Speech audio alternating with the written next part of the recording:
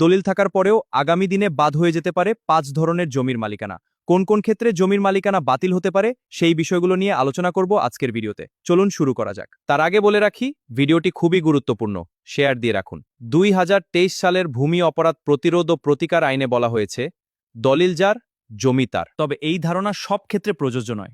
অনেক ক্ষেত্রেই দলিল বৈধ মনে হলেও প্রকৃত মালিকানা থাকে না। তাই কোন কোন জমি ছেড়ে দিতে হতে পারে ভবিষ্যৎ, এখনই জেনে রাখুন। নাম্বার 1, সাফ কবলা দলিল। যদি কোনো উত্তরাধিকার বন্টন না করে বা যথাযথভাবে মালিকানা হস্তান্তর না করে দলিল করা হয়, তাহলে দলিলদাতার পূর্ণ মালিকানা ছাড়া রেজিস্ট্রি করা দলিল বৈধ হবে না। নাম্বার 2, হেবা দলিল।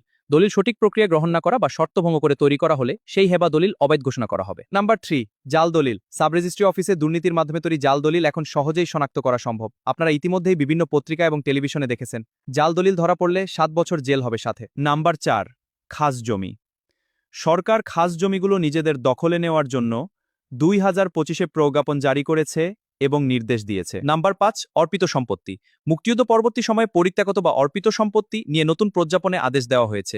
এসিল্যান্ডের মাধ্যমে এসব জমি চিহ্নিত করে সরকারের কাছে হস্তান্তর করা হবে। তাই আইনি নির্দেশনা ও ভবিষ্যৎ পরিকল্পনা অনুযায়ী সরকারি পরিপত্র অনুসারে এসব জমির দখল আদালতের রায় ছাড়া আর কোনোভাবেই বৈধ হবে না। তাই বলছি, ভিডিওটা খুবই গুরুত্বপূর্ণ। যদি সময় না থাকে তাহলে শেয়ার করে টাইমলাইনে রেখে দিন। পরবর্তীতে যখনই প্রয়োজন হবে তখনই দেখে নিতে পারবেন।